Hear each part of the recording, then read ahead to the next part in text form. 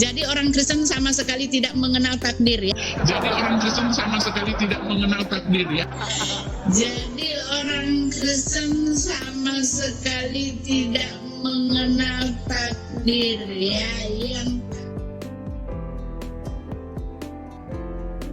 Yang kami tahu takdir kami adalah takdir kebaikan, takdir kasih karunia. Takdir apa lagi Pak Rudi? Takdir kasih karunia dan takdir apa lagi ya? Penyelamatan umat manusia. Wah, luar biasa sekali ya. Jadi orang Kristen sama sekali tidak mengenal takdir ya. Itulah takdir kami. Dia memberikan harapan ya, hidup yang penuh harapan ya, bukan rancangan kecelakaan,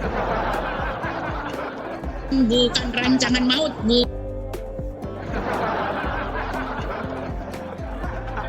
bukan rancangan menjatuhkan atau bahkan menghasung setan-setan untuk membuat orang-orang berdosa makin berdosa. Tidak ada yang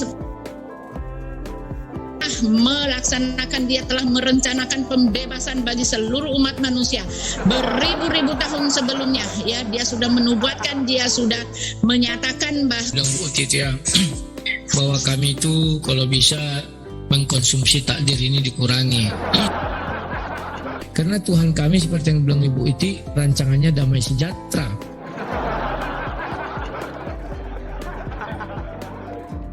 Kemudian kalau orang mati misalnya, itu beda lagi ya. Apakah itu sudah ditakdirkan? Itu juga tidak ditakdirkan karena itu kutukan ya, bahwa semua orang berdosa akan mati.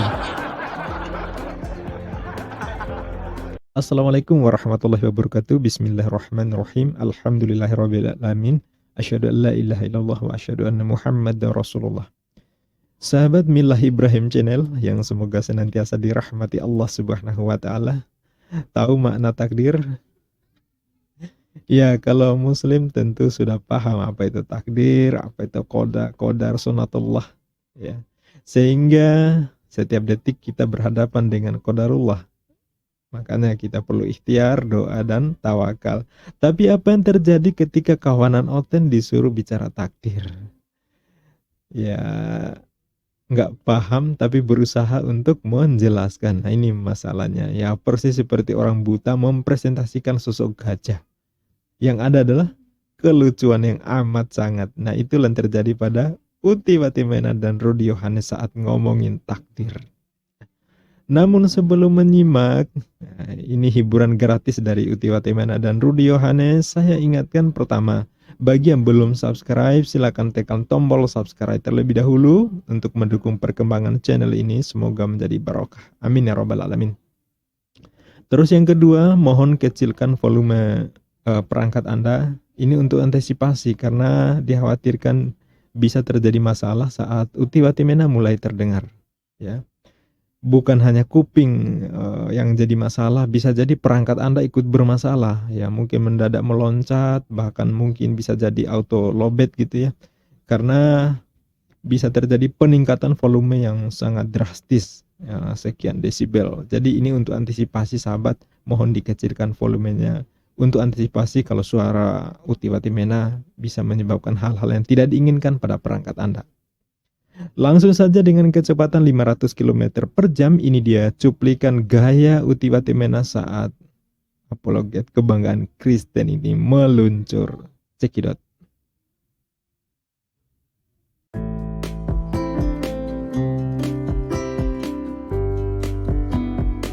Takdir di dalam kekristenan tidak ada karena Yesus sudah datang membebaskan ya umatnya.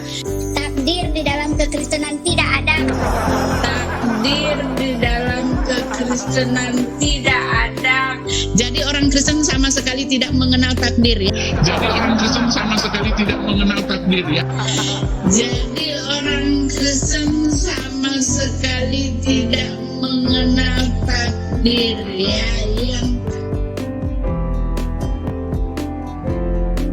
Yang kami tahu takdir kami adalah takdir kebaikan, takdir kasih karunia. takdir apa lagi Pak Rudi? Takdir kasih karunia dan takdir apa lagi ya? Penyelamatan umat manusia. Wah, luar biasa sekali ya. Jadi orang Kristen sama sekali tidak mengenal takdir ya. Itulah takdir kami. Takdir damai sukacita, takdir kebahagiaan dan takdir berita gembira ya. Jadi orang Kristen sama sekali tidak mengenal takdir ya. Itulah takdir kami. Takdir di dalam kekristenan tidak ada. Itulah takdir kami. Jadi orang Kristen sama sekali tidak mengenal takdir ya. Jadi di dalam Alkitab tidak ada takdir ya. Tuhan tidak pernah menentukan kecelakaan. Jadi orang Kristen sama sekali tidak mengenal takdir ya. Itulah takdir kami. Takdir damai sukacita, takdir kebahagiaan dan takdir berita gembira. Dia memberikan harapan ya, hidup yang penuh harapan ya, bukan rancangan kecelakaan, bukan rancangan maut,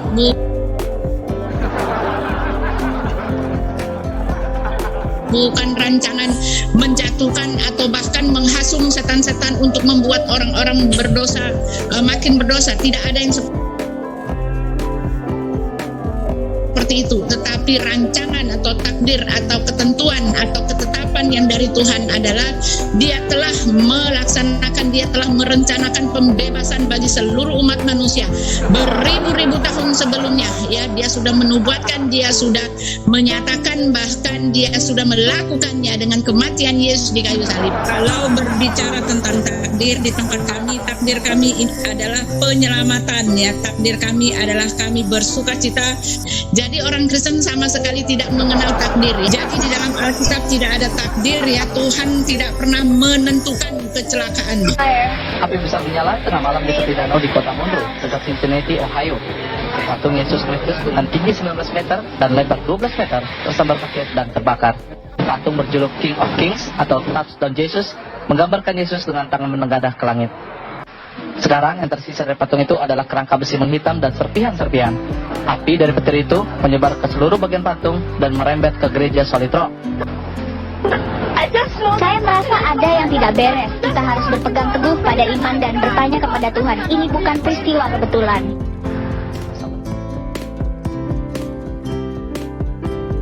Dalam ajaran Kristen, betul seperti yang dibilang Bu Utit ya, bahwa kami itu kalau bisa mengkonsumsi takdir ini dikurangi. Memang ada ketetapan Tuhan. Untuk takdir itu kan ketetapan Tuhan ya. Untuk beberapa nabi.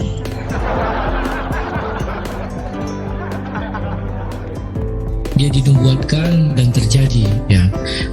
Jadi kalau dinubuatkan terjadi, mungkin itulah ketetapan Tuhan, atau kalian anggap mungkin takdir ya.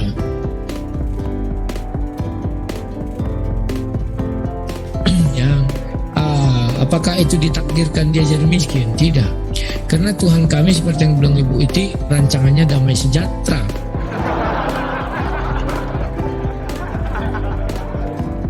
Kemudian kalau orang mati misalnya, itu beda lagi ya. Apakah itu sudah ditakdirkan? Itu juga tidak ditakdirkan, karena itu kutukan ya, bahwa semua orang berdosa akan mati.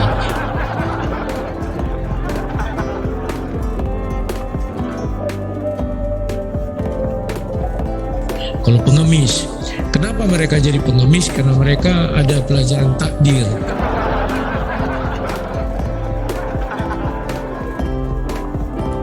Maka kalau kita lihat di Indonesia, hampir rata-rata pengemis itu nggak ada Kristen. Hati misi mungkin Anda tidak bisa menjalankan seperti saya, Anda tidak bisa melakukan seperti saya, tapi minimal Anda bisa mendukung pelayanan dengan dana.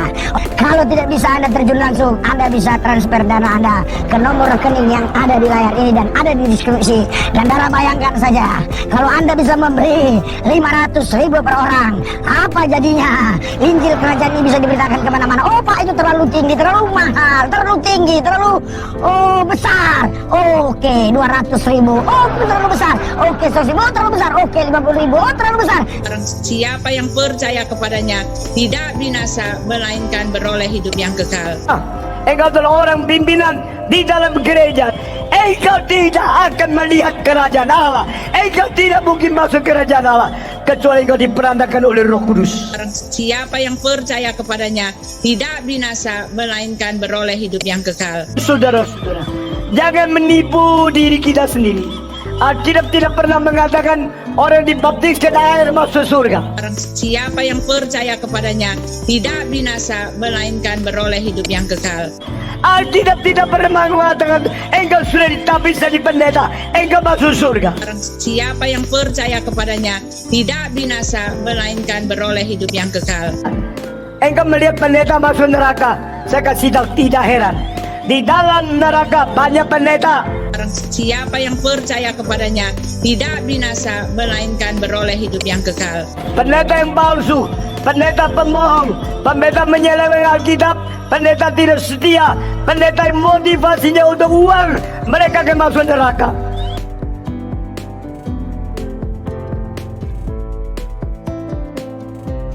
Nah sahabat, mari kita reaction ala Mila Ibrahim menanggapi orasi Uti Batimena sang ratu asumsi 1% dalil yang dipaksakan, 99% asumsi yang pasti.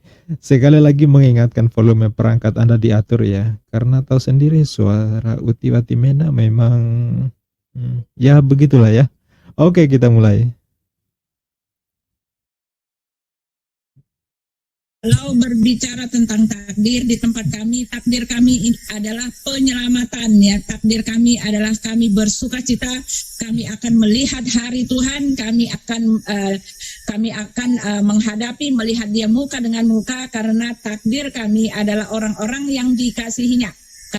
Iya, saya pikir Uti akan menjelaskan tentang takdir itu apa. Takdir itu apa? Artinya definisi atau pembahasan tentang takdir itu apa? Itu lebih tepatnya. Tapi ternyata dia mengatakan takdir itu begini. Sementara itu bukan makna tadi takdir yang sedang dibahas. Itu nggak nyambungnya Uti yang pertama. Tapi kita hargai ya.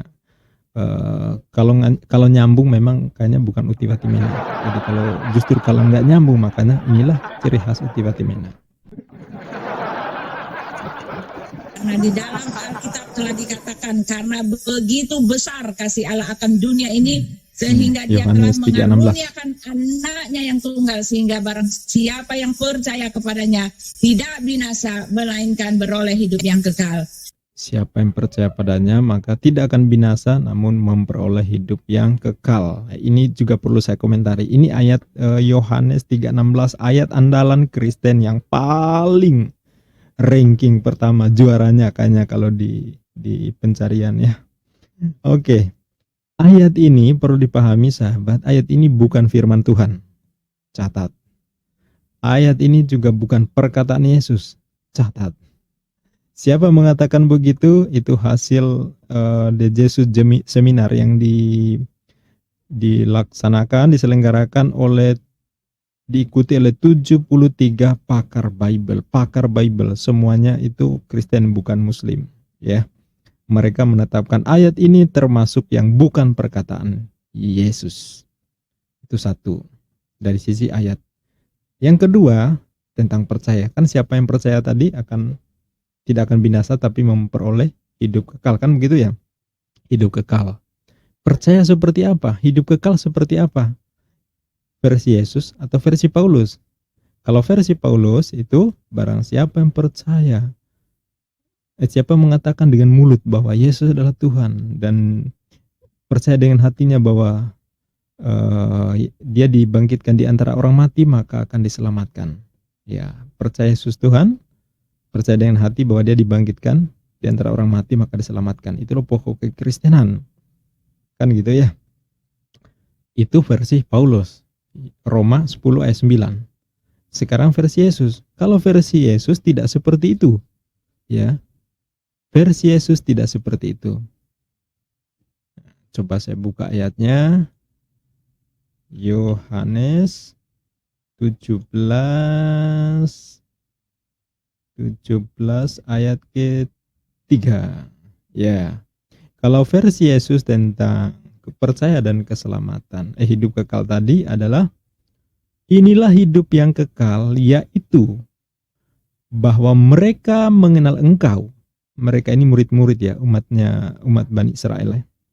Satu-satunya Allah yang benar dan mengenal Yesus Kristus yang telah engkau utus. Ya. Saya ulangi, inilah hidup yang kekal itu, yaitu bahwa mereka mengenal engkau ini Tuhan Bapa Elohim, satu-satunya Allah yang benar, dan mengenal Yesus Kristus yang telah engkau utus. Satu-satunya Allah yang benar berarti ya Bapa atau Tuhan disembah oleh Yesus. Sedangkan Yesus menyampaikan dirinya hanya utusan. Jadi kalau percaya itu harus, kalau menggunakan dalil rujukan ke Yesus, perkataan Yesus, lisannya Yesus adalah ini, Yohanes 17 ayat 3. Tapi Kristen cenderung lebih mengambil di Roma 10 ayat 9, menjadikan Yesus sebagai Tuhan. Nah, ini. Nah, jadi ada perbedaannya di sini. Itu perlu dipahami ya. Oke, kita lanjut. Takdir di dalam kekristenan tidak ada karena Yesus sudah datang membebaskan ya umatnya. Takdir dalam kekristenan tidak ada karena Yesus telah datang membebaskan umatnya. Umat mana? Umatnya Yesus, Bani Israel. Apakah lantas takdir tidak ada? Enggak nyambung, enggak ada hubungannya ya. Tapi ya sekali lagi karena yang mengatakan adalah uti, kita harus maklumi. Karena justru kalau nyambung itu bukan uti lagi ya.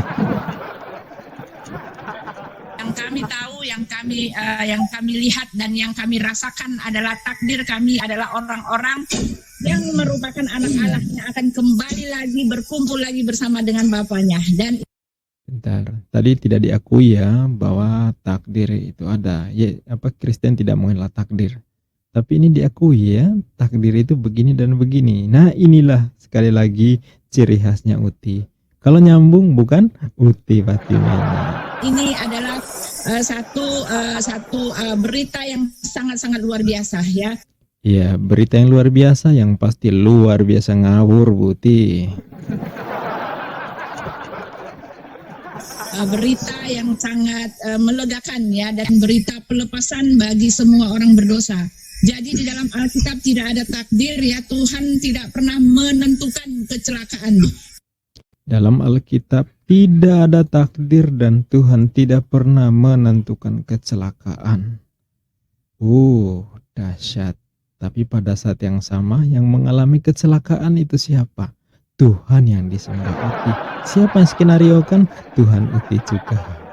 Jadi itu takdir loh Uti.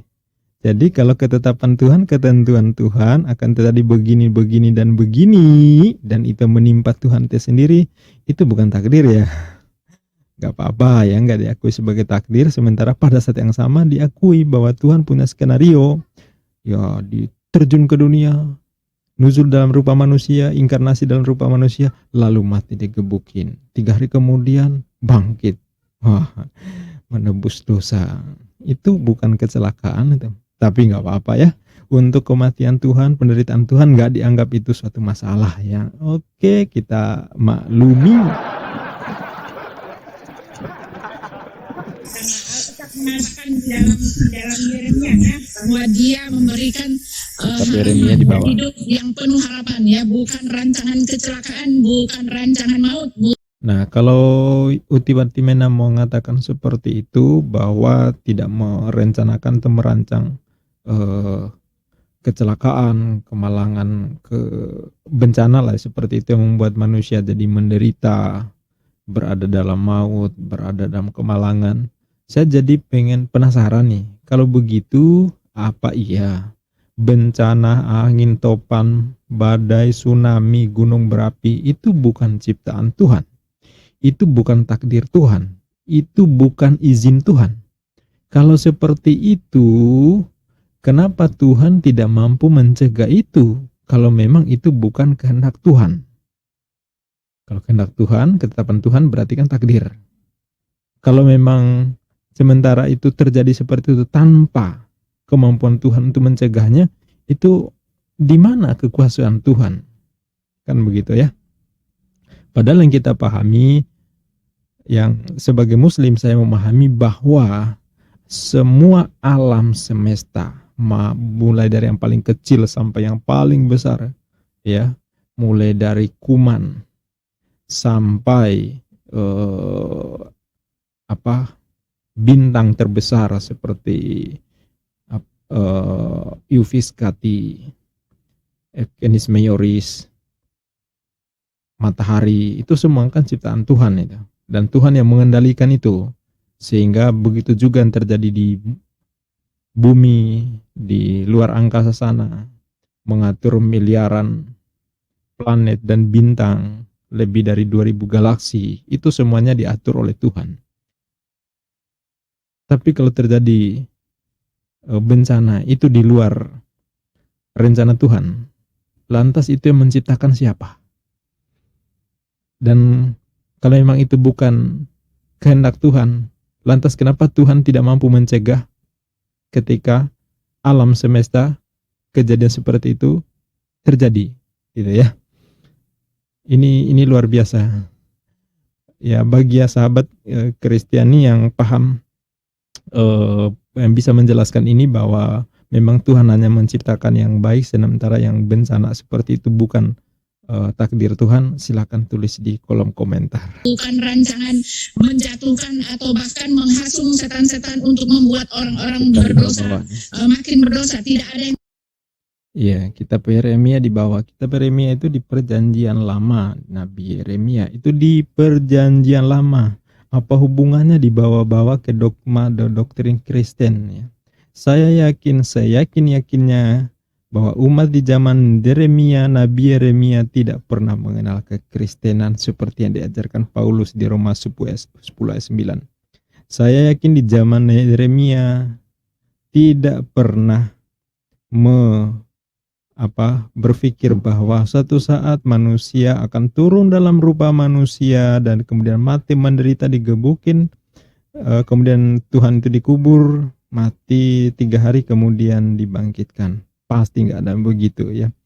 Tapi karena ciri khasnya Uti itu harus membuat sesuatu yang halu, ya kita hargai. Halu Bandung.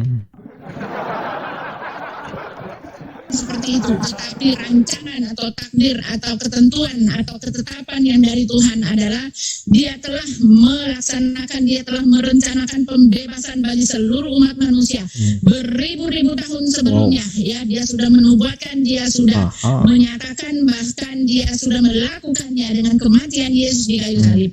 Jadi orang Kristen sama sekali tidak mengenal takdir ya. Yang kami tahu takdir kami adalah takdir kebaikan, takdir sama sekali tidak mengenal takdir, tapi yang kami tahu adalah takdir kebaikan, takdir ini, takdir itu. Aduh, luar biasa Uti, mudah-mudahan tidak didengar anak SD. Mereka akan bingung, gimana sih Bu? Katanya di Kristen tak ada takdir, tapi pada saat yang sama takdir diakui, takdir ini, takdir ini, takdir ini. Ini sama seperti mengatakan bahwa di sini itu nggak ada laki-laki, tapi yang ada adalah Adam, Jordan gitu ya, Johnny gitu ya. Jadi itulah ciri khas Uti. Sekali lagi harus dipahamkan bahwa kalau tidak begitu bukan Uti Fatimena. kasih karunia, takdir apa lagi Pak Rudi? Takdir kasih berarti karunia banyak. dan takdir apa lagi ya? Penyelamatan umat manusia. Wah, luar biasa sekali ya. Ya, luar biasa Ya, ngawur. jadi orang Kristen adalah anak-anak yang dikasihi. Orang Kristen mempunyai hak waris. siapa? Orang Kristen mempunyai Siapa yang adalah warisin? orang yang berharga di mata Tuhan. Alkitab Di mana ayatnya bahwa Kristen itu berharga di mata Tuhan? Kalau disebutkan begitu, Bu, bahwa ada firman Allah diajarkan oleh Nabi mengatakan bahwa Kristen adalah umat berharga. Saya juga masuk Kristen sekarang, siap dibaptis deh. Nggak usah ngarang-ngarang ya. Aduh, halo Bandung. mengatakan kamu berharga di mata Tuhan. Kami ini adalah biji matanya, ya kan? Biji mata. Kami ini dikasihinya sejauh barat dari timur, maka dosa-dosa kami akan diampuni, ya seperti Bapa Dosa-dosanya sayang kepada diampuni. anaknya. Demikian juga Tuhan kami mengasihi kami. Itulah takdir kami. Takdir damai sukacita, takdir Kalau ini diakui, kebahagiaan dan takdir berita gembira, ya yang sudah dibawakan oleh Yesus Kristus. Ya. Oh, oke, takdirnya, takdir gembira dibawakan oleh Yesus. Kalau narasi ini dibangun sebenarnya menimbulkan kegelian sendiri bagi saya. Swear. Ya itu tadi, udah mau sejahtera ini. Tapi pada saat yang sama Tuhannya mengalami penderitaan, penyiksaan, bahkan mati dikubur ya. Seperti itu. Bagaimana merasionalkan Tuhan yang maha kuasa, yang kekuasaannya luar biasa, semua alam ini diciptakan olehnya, tapi hanya untuk menghapus dosa nggak kuasa, malah harus digebukin mati. Sampai hari ini tampilan-tampilannya oleh Kristen ditampilkan mengenaskan, itu tampilan Tuhannya. Bagaimana menganggap itu rasional? Manusia yang berdosa tapi Tuhan yang harus dihukum mati. Tuhan harus dihukum mati. Terus hal lain lagi, ya. Jadi Uti ini mengklaim bahwa Kristen itu umatnya Yesus ya. Umatnya Yesus ya. Mereka umat apa tadi? Yang dikasihi, yang dipilih, dikasihi, disayangi, ya seperti itulah ya, seperti sering narasi seperti yang dibangun. Yang jadi pertanyaan, kapan Yesus mengenal mereka? Kapan Yesus mengajarkan Kristen? Kapan Yesus memasukkan seorang dalam Kristen? Kapan Yesus mengkristenkan seseorang? Ada nggak murid Yesus dikristenkan? Kristen itu sendiri adanya itu di mana? Di Kisah Para Rasul 11 ayat 26 ya. Di Antioquia untuk pertama kalinya disebut Kristen. Di Antioquia. Di zaman Yesus, ketika Yesus berkeliling di bait Allah, mengabarkan Injil, belum ada Kristen. Belum ada. Ya, mungkin akan katakan, oh enggak, sudah ada. Itu murid-murid, itu memang belum ada namanya. Tapi secara ajaran sudah. Itu mereka adalah Kristen. Nah, kalau seperti itu, coba tunjukkan kepada saya. Kalau memang betul seperti itu, bahwa secara ajaran sudah diajarkan Yesus walaupun belum ada namanya, ya, tunjukkan ke saya. Satu, keluarga besar Yesus menyembah Yesus enggak? Menganggap Yesus sebagai Tuhan dan mati untuk menembus dosa Kristen enggak? Mereka masuk Kristen enggak? Keluarga besar Yesus. Saya sudah pernah tanya ke Edi Badai waktu di acara di Rudi Yohanes. Tanya, keluarga besar Yesus masuk Kristen enggak? Bunda Maria masuk Kristen enggak? Dia bilang enggak. Iya. Andai kata Yesus seperti yang diklaim hari ini oleh UT, pasti yang paling pertama masuk Kristen adalah keluarga besar Yesus. Bunda Yesus, Bunda Maria yang harusnya paling pertama masuk Kristen dan melakukan seperti yang diajarkan Paulus di Roma 10 ayat 9. Siapa mengaku dengan mulutnya bahwa Yesus adalah Tuhan, pernah enggak Maria melakukan itu? Dan percaya dengan hati bahwa dia dibangkitkan di antara orang mati, maka diselamatkan. Ada enggak Maria, Yusuf, Yakobus ya, keluarga besar Yesus, bapak tirinya Yusuf, kemudian adiknya ya Yakobus, kemudian keponakannya ya, tetangga, paman, bude, bule, itu masuk Kristen? Enggak ada, ya kan? Ayo diakui lah. Ya, Maria masuk Kristen enggak? Ya, saya sudah tanya ke orang Kristen, enggak satupun yang mengatakan bahwa Maria masuk Kristen. Ya, malah ada sebagian Maria itu tidak diakui sebagai seseorang yang mulia. Ya, kalau dari denom Katolik, mereka menjadikan Maria itu seorang yang luar biasa. Malah kita lihat patung-patungnya disandingkan dengan Yesus kan gitu. Tapi di denom lain, kita tanya, bagaimana posisi Maria? Enggak, Maria itu hanya seorang manusia biasa yang menjadi media untuk melahirkan Tuhan. Nah, itu. Demikian sahabat yang bisa saya review kali ini, mudah-mudahan bisa memberikan pencerahan dan memperkaya hasanah wawasan. Sampaikan kritik, saran, dan tanggapan di kolom komentar. Siapa tahu ada hal yang penting yang silakan koreksi jika apa yang saya sampaikan ada yang kurang tepat, yang kurang benar, terutama saudaraku yang Kristiani, jika disimak apa yang saya sampaikan itu banyak mengandung kesalahan, ya silakan disampaikan dan mudah-mudahan nanti bisa saya tanggapi di video berikutnya. Ya.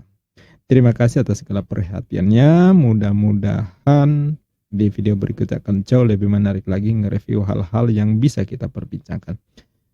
Billahi taufiq wal hidayah. Wassalamualaikum warahmatullahi wabarakatuh.